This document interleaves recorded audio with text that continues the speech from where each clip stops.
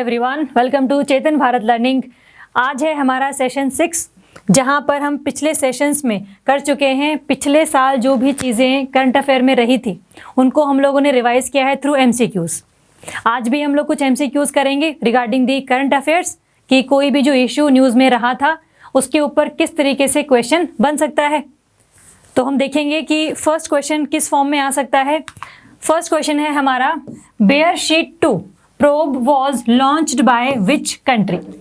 कोई भी जो प्रोब है, चाहे किसी कंट्री ने भेजा है, उस कंट्री की जो स्पेस एजेंसी है उसका नाम क्या है, और वो जो प्रोब भेजा गया है वो किस चीज़ को स्टडी करेगा, और क्या ऐसे प्रोब पहले भी भेजे जा चुके हैं कि भेजे नहीं गए हैं, किस कंट्री ने भेजे हैं। तो ये सब जो चीज़ें हैं ये हमारे लिए बन जाती हैं इम्पॉर्टेंट। जो क्वेश्चन है आपका ये कहता है बेयर शीट 2 प्रोब, इसकी कंट्री पूछी गई है आपसे। तो आपको ये पता होना चाहिए कि जो प्रोब है that is to study the surface of moon. Moon पर जो भी कॉम्पोजिशन है मिनरल्स की, कोई भी रॉक का स्ट्रक्चर है, उसको स्टडी करने के लिए हम लोगों ने ये बेयर शीट 2 प्रोब भेजा है। ऑप्शंस है आपके कौन सी कंट्री ने भेजा है, Israel, UAE, Saudi Arabia and D none of the above. अब इसके बारे में जानने की ज़रूरत है कि तो मून को स्टडी करेगा ये जाके, साथ में ये भेजा है इजराइल कंट्री ने, और इजराइल की स्पेस एजेंसी ने नहीं। इजराइल में एक प्राइवेट कंपनी है, तो ये प्राइवेट कंपनी द्वारा लॉन्च्ड एक आपका स्पेस मिशन है जो कि एक अपने आप में ही यूनिक है। अदरवाइज हम देखते हैं कि काफ़ी सारी कंट्रीज़ में जो स्पेस मिशंस होते हैं वो गवर्नमेंट की तरफ से स्पॉन्सर्ड होते हैं, लेकिन यहाँ पर प्राइवेट कंपनी की तरफ से भेजा गया है ये।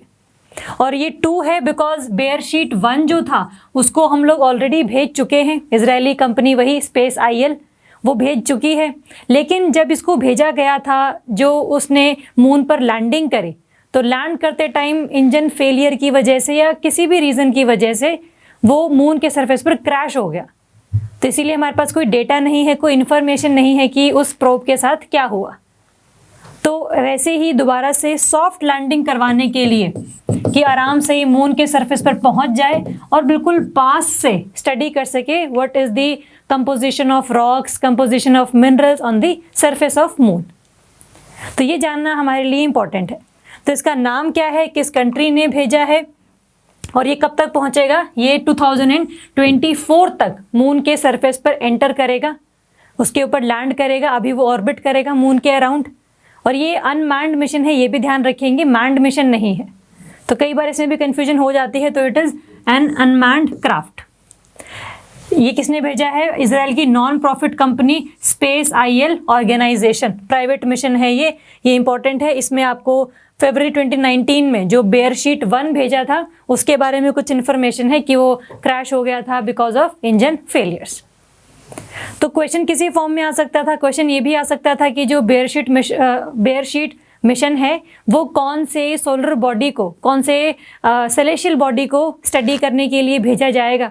ऑप्शंस होते हैं आपके मार्स, मून, जुपिटर या प्लूटो, है ना। तो ऐसे क्वेश्चन भी बन सकता है। कंट्री का नाम भी आ गया है, उसका मिशन का नाम क्या है एक्चुअली वो भी आपने ध्यान रखना है। क्लियर है। चलो next, consider the following statements regarding Asmi. Asmi recently काफ़ी न्यूज़ में रहा है। ऑप्शंस देख लेते हैं इसके। It is India's first indigenous 9mm machine pistol. सीधा क्वेश्चन ऐसे भी आ सकता है कि रिसेंटली जो अस्मी न्यूज़ में रहा था वो बेसिकली है क्या ये मिसाइल है, क्या ये सैटेलाइट है, क्या ये मशीन पिस्टल है, या फिर नन ऑफ दी अबव। तो ये क्वेश्चन भी आ सकता है, लेकिन इसमें स्टेटमेंट पूछी गई है कि yes this is India's first indigenous, India ने खुद बनाई है ये 9mm की machine pistol. This statement is right.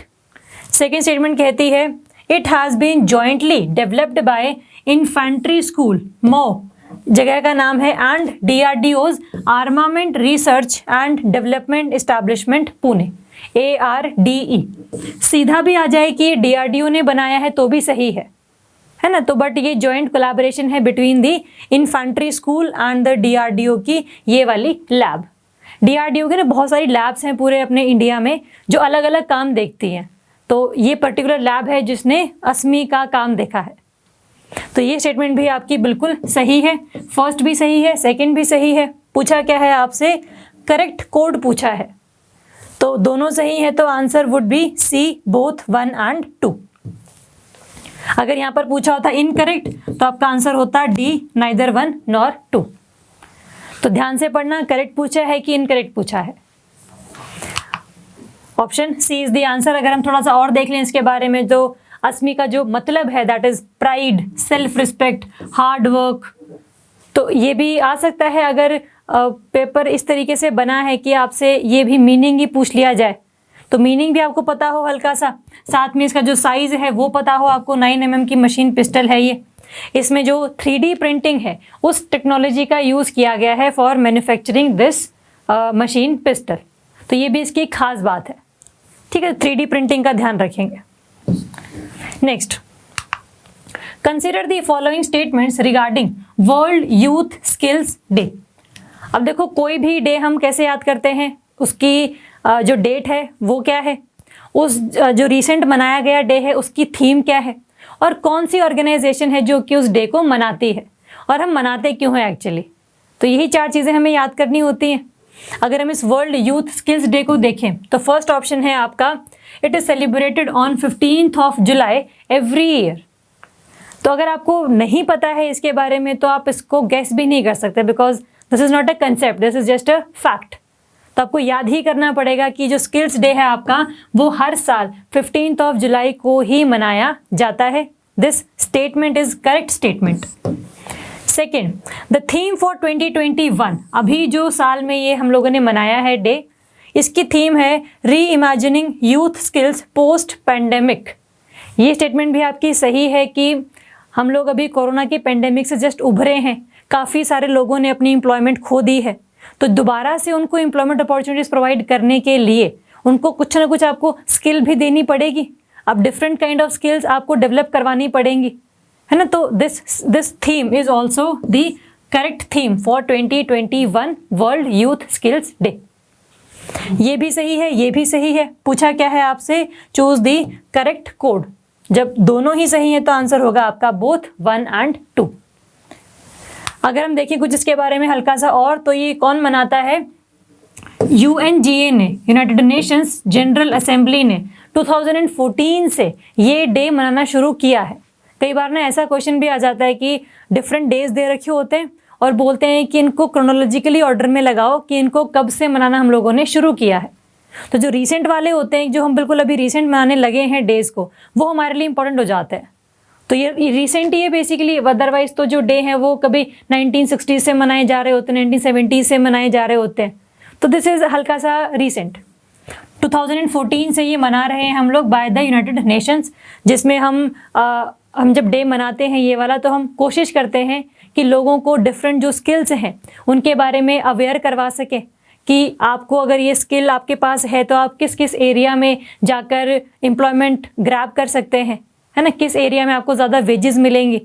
तो ये सारी जो टेक्निक्स हैं, जो मेथोडोलॉजीज़ हैं, ये हम सारे लोगों तक पहुंचाते हैं under this world youth skills day. तो ये डे कब मनाते हैं, इसका थीम क्या है, कब से मनाया जा रहा है, ऑब्जेक्टिव क्या है और कौन मनाता है, ये चीज़ें आपको सभी डेज के लिए याद रखनी है। चलो नेक्स्ट देखेंगे, consider the following statements regarding the मेरी सहेली इनिशिएटिव। ये भी इनिशिएटिव रिसेंटली ही लॉन्च किया गया है। ऑप्शंस देखते हैं। पहला, it will be implemented by ministry of women and child development. देखो नाम से ही हल्का सा लग रहा है कि कहीं ना कहीं ये विमेन या फिर चाइल्ड डेवलपमेंट मिनिस्ट्री के द्वारा चलाया गया होगा, but this statement is wrong because this is launched by the ministry of railway. और रेलवे कैसे है वो भी देखते हैं। सेकेंड ऑप्शन कहता है आपका, it aims to provide safety and security to lady passengers travelling by trains for their entire journey. जो रेलवे की पुलिस प्रोटेक्शन फोर्स है RPF, उसके जो भी रिक्रूट्स हैं, जो भी एम्प्लॉयड लोग हैं, वो बेसिकली क्या देखेंगे कि कोई भी अगर लेडी पैसेंजर कोई ट्रैवल कर रही है ट्रेन में, तो किसी भी तरीके की मेंटल, सेक्सुअल या फिजिकल हैरेसमेंट ना हो उसकी। तो ये सब इंश्योर करना is the responsibility of RPF। तो इसीलिए ये, क्योंकि इनिशिएटिव पूरा का पूरा रेल के ऊपर बेस्ड है, इसीलिए इसमें मिनिस्ट्री जो है वो रेलवे की मिनिस्ट्री है, ना कि वुमेन और चाइल्ड डेवलपमेंट की। ये हम ध्यान रखेंगे, ठीक है। तो this statement is right but this statement is wrong. पूछा क्या है आपसे? Correct statement. तो first is wrong, second is right, तो आंसर इज बी, 2 ओनली। तो आंसर इज बी, 2 ओनली। आपको रेलवेज मिनिस्ट्री पता है, इसका ऑब्जेक्टिव क्या है ये पता है। इंप्लीमेंट कौन करेगा? Railway protection force, RPF. सारी जो इन्फॉर्मेशन होगी कि इस पूरी ट्रेन में कितनी लेडीज बैठी हैं, कहाँ से कहाँ तक की उनकी जर्नी है, अभी वो कहाँ पर पहुँचे हैं, तो ये सारा जो डेटा है वो आरपीएफ के पास रहेगा ताकि इमरजेंसी सिचुएशंस में वो बहुत जल्दी सीन पर पहुँच सके, ठीक है। तो ये चीज़ ध्यान रखेंगे। Next, consider the following statements regarding the world air quality report 2020। ऐसी रिपोर्ट है जो कि हमारे पूरे इंडिया में या फिर पूरे वर्ल्ड में जो पर्टिकुलर सिटीज़ हैं उनमें कितना लेवल ऑफ PM 2.5 ज़्यादा है या कम है, उसके हिसाब से हर कंट्री को या हर सिटी को रैंक मिलता है। ऑप्शंस देख लेते हैं। It is a report on air quality released by Swiss organization IQ air. तो कोई भी जो रिपोर्ट है, सबसे पहला काम क्या होता है हमारा कि किसने रिलीज करी है ये वो पता करना। तो yes, this is released by Swiss organization, Switzerland की ऑर्गेनाइजेशन है IQ एयर, हर साल ये रिपोर्ट रिलीज करती है। सेकेंड ऑप्शन है the global cities ranking report is based on PM 2.5 data. जो PM 2.5 है that is particulate matter. It is the particulate matter जिसका साइज कितना है 2.5 माइक्रोग्राम पर मीटर क्यूब। ये डेंसिटी है बेसिकली, है ना। तो जो भी PM 2.5 है, क्योंकि इनका साइज छोटा है तो इसीलिए ज़्यादातर ये ह्यूमंस के द्वारा इनहेल किए जाते हैं बाय द नॉस्ट्रिल्स। उनको प्रोटेक्ट नहीं कर पाते इनको बॉडी में एंटर करने से, तो इसीलिए ज़्यादा हार्मफुल होते हैं ये, और बॉडी में अंदर जाकर ये लंग इन्फेक्शन कॉज करते हैं। तो जितना ज़्यादा ये एटमॉस्फेयर में प्रेजेंट होंगे उतना ही ज़्यादा जो ह्यूमन हेल्थ है वो भी डिस्टर्ब होगी। तो अगर ये ज़्यादा है तो इसका मतलब जो वो सिटी है वो रहने लायक सिटी नहीं है। तो this statement is also right. Third, 22 of the world's 30 most populated cities including Delhi are in India. तो कई सारे फैक्ट्स इस रिपोर्ट में हम लोगों ने देखे थे कि टोटल 30 कंट्रीज ऐसी हैं, 30 सिटीज़ ऐसी हैं जहाँ पर बहुत ज़्यादा अमाउंट ऑफ पोल्यूशन है ऑफ PM 2.5, और उनमें से 22 सिटीज़ ऐसी हैं जो कि इंडिया में प्रेजेंट हैं। तो this was also a shocking revelation, तो वो काफ़ी ज़्यादा शॉकिंग था। तो ये स्टेटमेंट बट सही है, इसीलिए शॉकिंग था ये, ठीक है। तो this is also right, this is also right, this is also right. पूछा भी क्या है आपसे? करेक्ट कोड पूछा गया है, तो आंसर होगा आपका D, all of the above. इसमें हल्की चीज़ें और भी हैं जो आप ध्यान रख सकते हैं कि पूरे वर्ल्ड में जो सबसे पोल्यूटेड कैपिटल है, सिटी नहीं कैपिटल है, वो है आपकी दिल्ली। तो ये भी क्वेश्चन आ सकता है कि पूरे वर्ल्ड में सबसे most polluted capital according to IQ air कौन सी है? वो दिल्ली है। ये भी एक डेटा है जो हम कर चुके हैं। 22 आउट ऑफ 30 इंडिया में प्रेजेंट हैं सिटीज़। और पूरे अगर हम वर्ल्ड की बात करें सिटीज़ में, तो चाइना की सिटी है जिंजियांग, ये सबसे ज़्यादा पोल्यूटेड है। और उसके बाद जो सेकंड नंबर पर है वो है इंडिया की अपनी गाज़ियाबाद। तो ये भी कई बार क्वेश्चन आ जाता है कि अगर हम इंडिया की बात करें सिंपल, तो इंडिया में सबसे ज़्यादा मोस्ट पोल्यूटेड सिटी है गाज़ियाबाद, मोस्ट पोल्यूटेड कैपिटल है पूरे वर्ल्ड में दिल्ली। तो क्वेश्चन किसी फॉर्म में आ जाए आपको पता हो। और अगर हम, ये तो हो गया 30 में से 22 इंडिया में प्रेजेंट हैं। अगर हम टॉप 10 सिटीज़ की बात करें जो कि मोस्ट पोल्यूटेड हैं, उसमें से टोटल 8 जो हैं वो इंडिया में प्रेजेंट हैं। और जो इसमें आपके नाम है बुलंदशहर, बिसराख, जबलपुर, नोएडा, ग्रेटर नोएडा, कानपुर, लखनऊ, है ना। तो ये सारी जो सिटीज़ हैं ये पूरे वर्ल्ड में सबसे ज़्यादा पोल्यूटेड है। तो ये आप ध्यान रखना हल्का सा। एंड नेक्स्ट है कि अगर हम कंट्री वाइज बात करें तो इंडिया जो है 3rd नंबर पर है in the most polluted country in all over the world. तो अगर इंडिया का रैंक आ जाए, इंडिया में कौन सी सिटी सबसे ज़्यादा पोल्यूटेड है, इंडिया की कैपिटल सबसे ज़्यादा पोल्यूटेड है या नहीं है, टोटल कौन सी सिटीज़ हैं जो कि इंडिया में टॉप नंबर पर आती हैं in the pollution, out of 10, out of 30 कितने नंबर्स हैं, ये रिपोर्ट रिलीज़ कौन करता है। तो ये जो चीज़ें हैं ये आपको इस इशू के बारे में पता होनी चाहिए। तो क्वेश्चन किसी फॉर्म में आ जाए आप उसको देख लेंगे। Next, which country recently adopted bitcoin as the legal tender.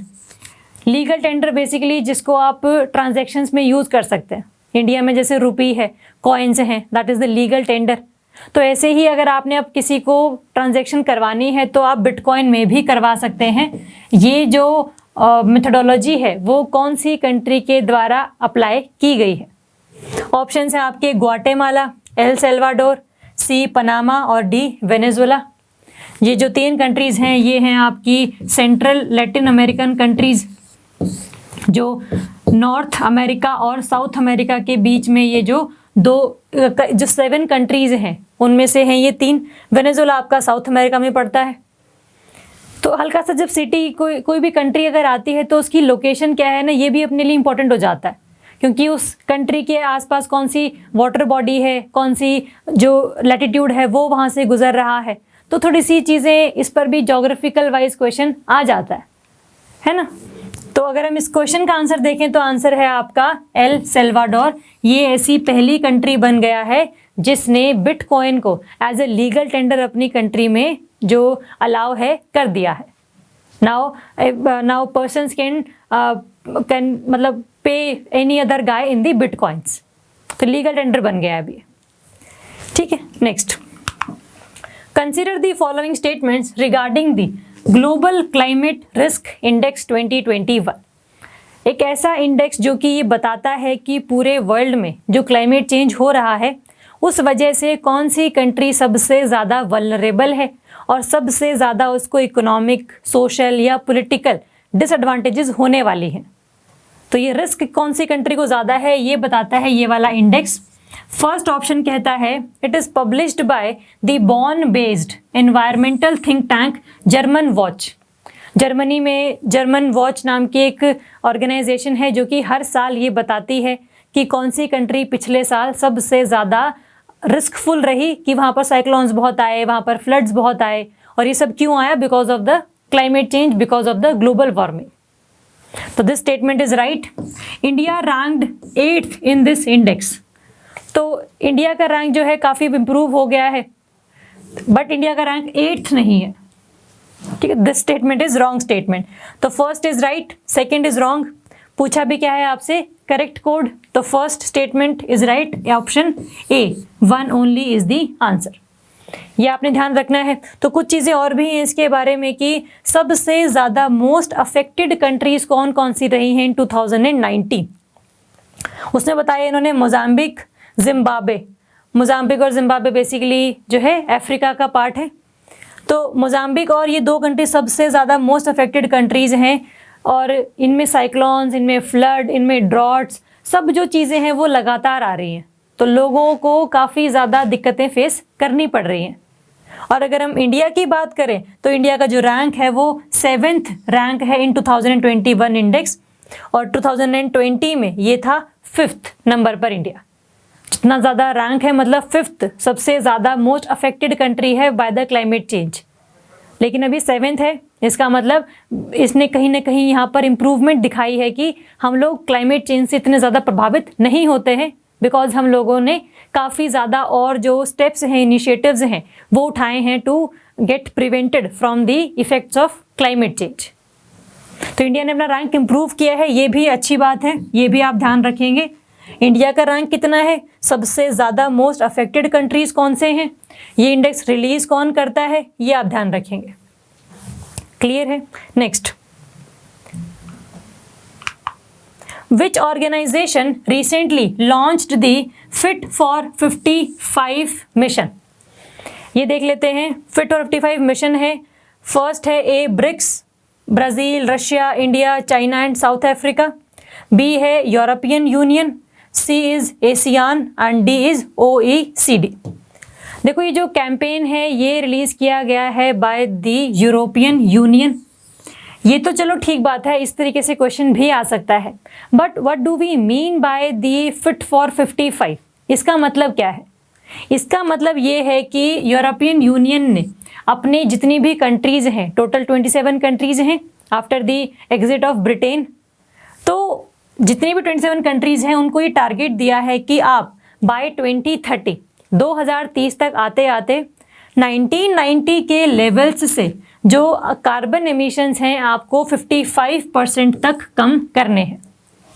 अगर 1990 में आपके यहाँ पर 100 यूनिट्स ऑफ कार्बन आप एमिट करते थे, तो 2030 तक आते आते कितने हो जाने चाहिए? वो कम से कम 45 तो हो ही जाने चाहिए। 45 से नीचे भी हो सकते हैं तो बहुत ही अच्छी बात है, लेकिन टारगेट हम मान के चल रहे हैं कि बाय 55% या फिर 245% आप उसको थोड़ा सा कट करें कार्बन एमिशंस को। तो यही है आपका फिट फॉर 55 मिशन, जो कि यूरोपियन यूनियन ने अपनी सभी कंट्रीज़ के ऊपर लीगली बाइंडिंग एग्रीमेंट की तरीके से एनफोर्स किया हुआ है। ठीक है, तो ये ध्यान रखेंगे। Next, consider the following statements regarding E SANTA. First statement कहती है it is an electronic market place. E का मतलब ही इलेक्ट्रॉनिक मार्केट प्लेस है। Providing a platform to connect aqua farmers and the buyers. जो भी ऐसे फार्मर जो कि एक्वा कल्चर करते हैं, जो कि पानी में जो भी क्रॉप्स लगा रहे हैं, पानी के रिगार्डिंग फिशेस हैं या फिर सी फूड है, ऐसे जो ये फार्मर्स हैं उनको बायर्स तक ना जाना पड़े, वो ऑनलाइन ही अपने चीज़ों को अपलोड कर दें और लोग वहीं से ऑर्डर कर लें। तो इससे क्या होगा? मार्केट की डाइवर्सिफिकेशन होती है, काफ़ी सारे लोगों में आपकी रीच बढ़ती है। जितने ज़्यादा लोग आपके प्रोडक्ट को खरीदेंगे उतना ही आपकी इनकम भी जनरेट होगी। तो ये दोनों के लिए फ़ायदेमंद साबित है। बायर्स को बहुत इजीली चीज़ें मिल रही हैं क्वालिटी वाली, और फार्मर्स की इनकम इंक्रीज हो रही है। तो this statement is right that it is a electronic market place. Online चीज़ है ये जो कि एक्वा फार्मर्स और बायर्स को जोड़ती है। सेकेंड स्टेटमेंट है it is launched by the union commerce ministry. क्योंकि हल्का सा ये ट्रेड की रिगार्डिंग है कि ट्रेड बढ़ेगा between the farmers and the buyers, इसीलिए कहीं ना कहीं ये जो कैंपेन है ये लॉन्च किया गया है by the union commerce ministry. पूछा गया है आपसे चूज दी इनकरेक्ट ऑप्शन। अब इनकरेक्ट पूछा है, फर्स्ट भी सही है, सेकंड भी सही है, तो कोई भी इनकरेक्ट नहीं है, तो answer would B neither 1 nor 2। तो ये ज़रूरी है ध्यान रखना, करेक्ट पूछा है कि इनकरेक्ट पूछा है, क्योंकि कई बार क्वेश्चन आते हुए भी फिर चीज़ें आप गलत कर देंगे, क्योंकि आपने जो बेसिक थीम है क्वेश्चन की वो नहीं देखी। ठीक है, तो ऐसे ध्यान रखेंगे। Option D is the answer. जो ई सेंटा है इसका मतलब भी देख लेते हैं एक बार। Electronic solution for augmenting NACS से farmers trade in aquaculture. जो फार्मर्स हैं उनकी इनकम जनरेट हो, ताकि जिससे कि जो प्रोडक्ट हैं बेसिकली वो लोगों तक बहुत इजीली पहुंच सके, है ना। तो इस वजह से ये इलेक्ट्रॉनिक मार्केट प्लेस लेकर आया गया। It is also known as a digital bridge to end the market divide and will act as an alternative marketing tool between the farmers and buyers by eliminating the middleman, है ना। कई बार ऐसा होता है बीच में कि फार्मर्स और buyer के बीच में मिडलमैन काफ़ी हो जाते हैं, तो सारा जो प्रॉफिट है वो सारा का सारा मिडलमैन ले जाते हैं। फार्मर्स को कम पैसे मिलते हैं अपने प्रोडक्ट के, और बायर को फिर महंगा खरीदना पड़ता है चीज़ों को। तो फार्मर को पैसे भी कम मिल रहे हैं, बायर्स को ज़्यादा पैसे देने भी पड़ रहे हैं, तो दोनों ही तरफ से नुकसान है। तो अब जब ये ई सेंटा बहुत अच्छे तरीके से परफॉर्म करना शुरू हो जाएगा तो फिर दोनों ही चीज़ें हम लोग सॉल्व कर पाएंगे। ठीक है, तो इस तरीके से ध्यान रखेंगे इसे। Next, Kapila campaign is launched by the government of India is related to. First option है to spread awareness about the importance of patenting and invention, कि आपने कोई भी अगर इन्वेंशन करी है, कोई भी नई चीज़ बनाई है, तो बेसिकली उसके ऊपर आपका नाम हो, आपका पेटेंट हो उस पर, आपसे बिना पूछे वो इनोवेशन कोई और यूज़ ना कर ले, है ना। तो हमारे इंडिया में क्या है, रिसर्च कैपेबिलिटीज इतनी ज़्यादा नहीं है, और जो खास करके आपके हायर एजुकेशन इंस्टीट्यूशंस हैं वहाँ पर जो भी बच्चे कोई नई इन्वेंशन करते हैं तो उनको ये पता हो कि इसका पेटेंट भी करवाना होता है, ताकि और कोई इसको मिसयूज़ ना कर ले। तो ये सारी चीज़ें करने के लिए कपिला कैंपेन चलाया है। फर्स्ट ऑप्शन ये कहता है। Second, to improve the missile technology, range बढ़ा देनी, पेलोड कैपेसिटी बढ़ा देनी, तो क्या उसके लिए है ये। सेकेंड है, थर्ड है to increase the research in the artificial intelligence field. ये भी नया अब जो स्कोप ऑफ स्टडी है वो निकल कर सामने आ रहा है। And D is the none of the above.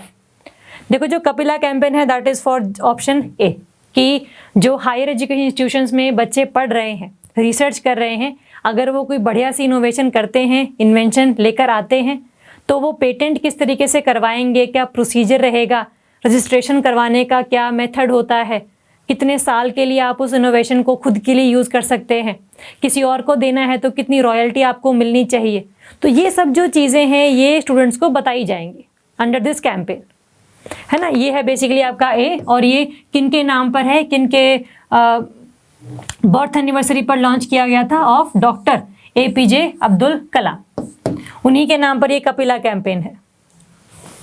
ठीक है, तो ये ध्यान रखेंगे। तो साथ में जो इंडिया में IPR के इश्यूज हैं, इंटेलेक्चुअल प्रॉपर्टी राइट्स, उसको भी कहीं ना कहीं हम स्ट्रेंथन अप करने की बात कर रहे हैं, चाहे वो पेटेंट है, चाहे वो ट्रेडमार्क्स हैं, चाहे कॉपीराइट्स हैं, तो उन सभी को हम लोगों तक पहुंचा सकें, लोगों को चीज़ें पता हों, है ना। तो ये करने की कोशिश हम लोग कर रहे हैं बाय दिस कपिला कैंपेन।